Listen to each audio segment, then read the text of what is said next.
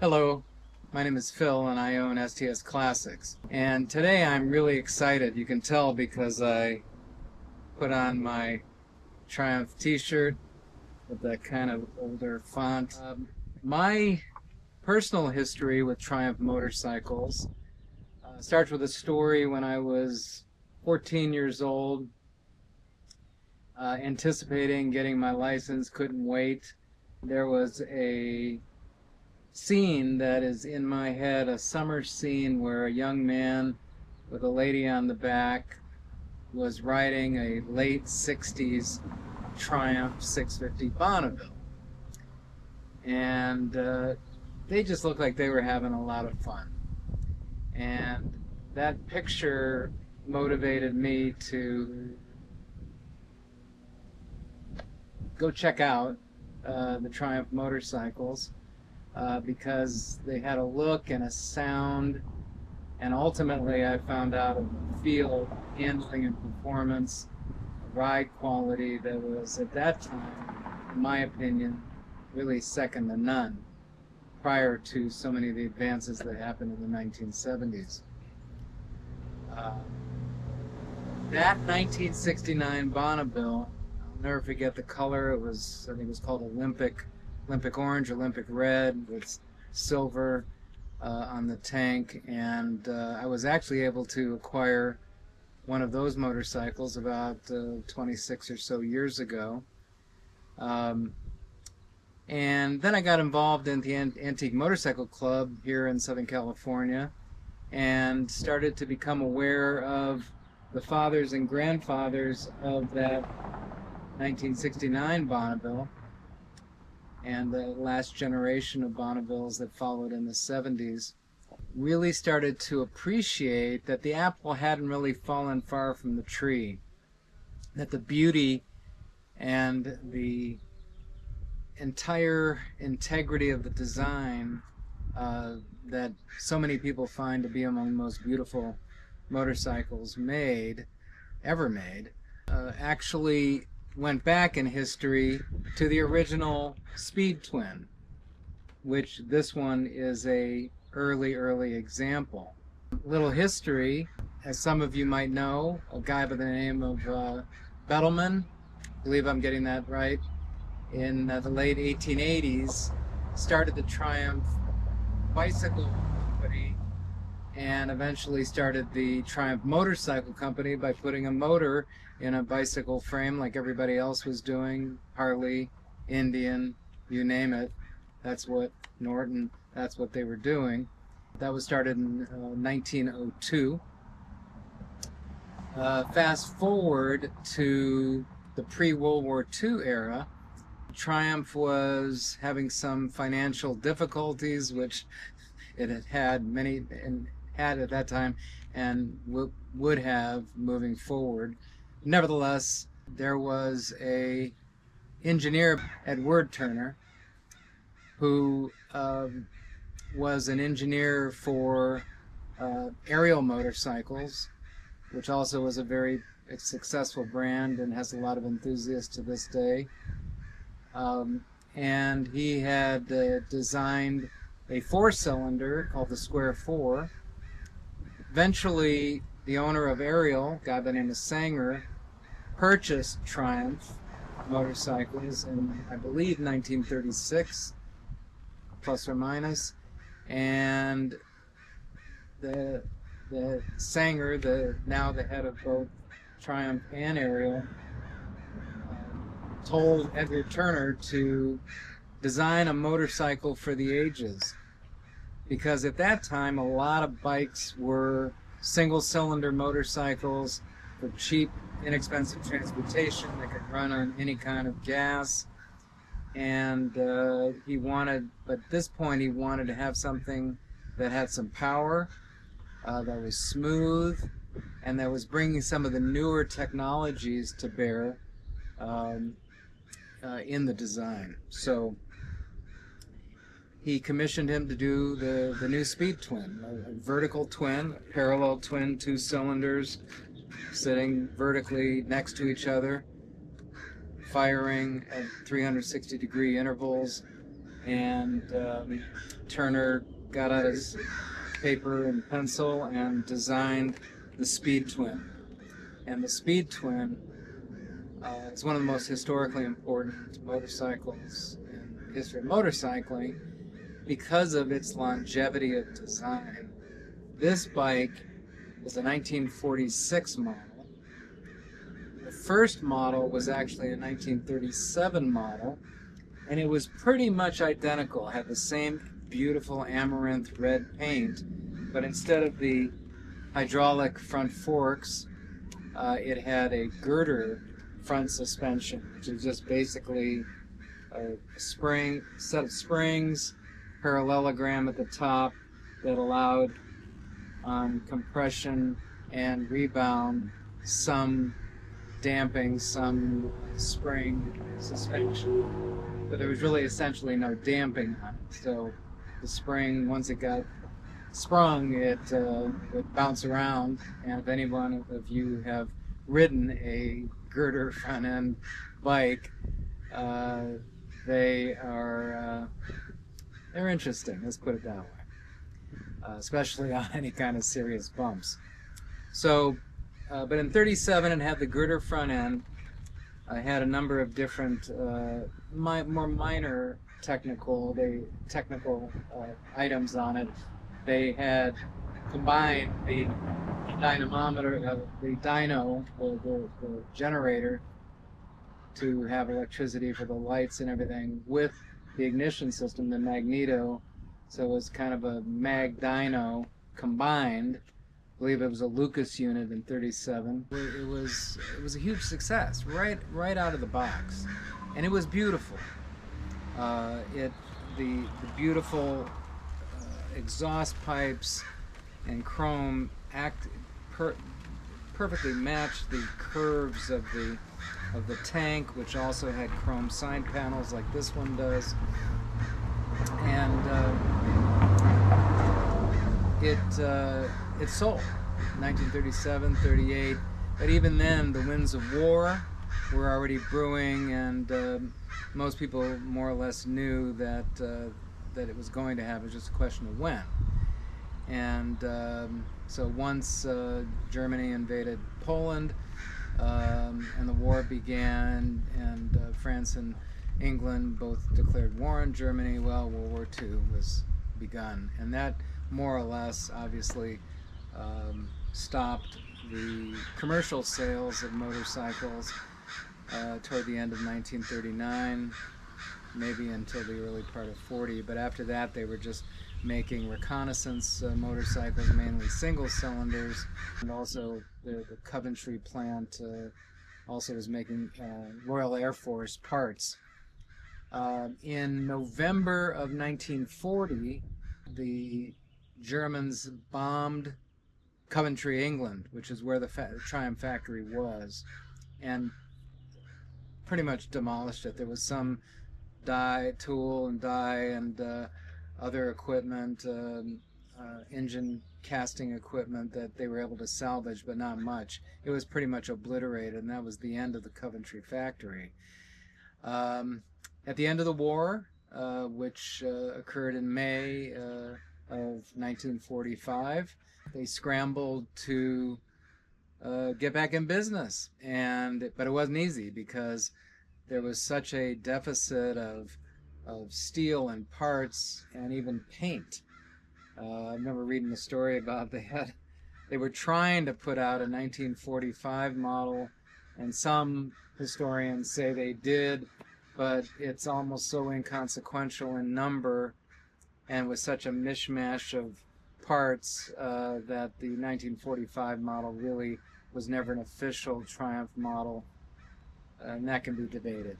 Bottom line on it is, in very late 1945 and by the early 1946 time period, they started to build in Meriden, England, a new factory, and they were able to get the parts together. They couldn't even really put out a dealer advertising literature because they were just trying to get things going. And by the way, the original Speed Twin in '37 was a 500cc engine. They were also making 350s and trying to get those going in 1946 as well. So 1946 was really the first official real model year for the Triumph Speed Twin post-World War II version. And the big change was the hydraulic front end. I had an opportunity when I started looking about 18 years ago of purchasing a 38 model, and but I already had a number of girder model bikes and Springer suspended Indian motorcycles, one of which we sold on Bring a Trailer as well. I really wanted to have something that reflected the technology of the what I would just call the early Speed Twin models. And so being able to ride the motorcycle was something that I wanted to do. It turns out that when I finally found this one, its perfection was something that I didn't want to mess up. I didn't want to get it nicked or have a stone come and be. So I'll tell you the story here in a second. But I ended up not riding it more than about 180 miles, a couple hundred miles at most. It currently has 220 miles on it. The way I found the motorcycle was as part of the Antique Motorcycle Club of America. I attended, like I had for the prior 25 years or so, the huge Hansen Dam, best run by a dam site. The Hansen Dam, which occurs by Hansen Dam, which is an actual dam, and it's a huge British ride here in Southern California. In those days, in the between 2015 2020, prior to the pandemic, there'd be 1,000 motorcycles there on display and competing for best BSA, best Triumph, best Norton, etc.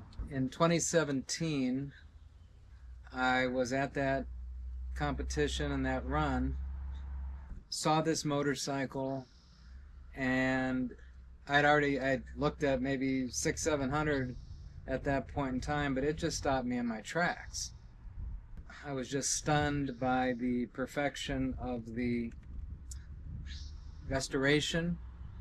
The owner and the restorer is a very, very well-known restorer of British motorcycles particularly in the Southern California and nationally, with Ariels, Triumphs, Vincents, Velisets, a number of different marks where he's won trophies and first place prizes at the Quail, the premier concourse show in the United States of America, and some say in the world, over the last 20 years or so. He was planning on taking this up to Quail to win Best Triumph, which didn't happen because we intercepted the bike before he could do that. This is an absolutely fabulous example, part of which was the starting point for the restoration. The starting point for the restoration was that it had spent its life with, we really don't know how many owners, but just from the condition of the motorcycle, when it made the trip from London, England in 1969 to Bakersfield, California. I believe Bakersfield, I can double check that, but here in Southern California. And in fact, I still have the sales receipts and the British paperwork for the sale from Mr. Boone to a gentleman here in Southern California. Relatively, that was in 1969. Sometime in the 80s or maybe early 1990s, and I've talked to a lot of people who saw this motorcycle in the garage of Charles Chuck Walton, a very well-known aerial mechanic. and it was in his garage, in the back of the garage, and he all these people that he was working on their mainly aerial motorcycles, redoing engines and transmissions, asked to buy this motorcycle from Chuck, and he just said, no, this is such a absolute survivor time capsule that's unmolested. You know, there was no dings, no scratches. The paint was significantly faded over the years, but everything was there. Every fastener, every bolt. And that's something that if you know a little bit about British fasteners and British bolts and nuts and thread pitches and thread counts and fastener lengths, there's 7 or 8 different systems, Whitworth and BSE, British Standard, Cycle, and they even say that in that war period, because of what was happening with switching over still from wartime production to commercial civilian production, you had just to have that kind of originality on it is incredible. I have pictures of that are on our website and will be a part of the Bring a Trailer auction viewing. So Walton kept that bike for some decades until 2015. Went to the store, started to do his magic on it. Some purists would say they're only original once, and I understand that. For me, like many people, the idea is even more exciting to say it's almost like being able to walk into a Triumph dealer in the UK or here in the United States and purchase it brand new right off the dealership floor. The fact is that I believe that as of the last several years, that's why we're seeing such very, very high prices for restorations that are done absolutely comprehensively, nut and bolt, down to the frame, everything taken apart, and everything redone to original finishes. All I can say is that the camera and the video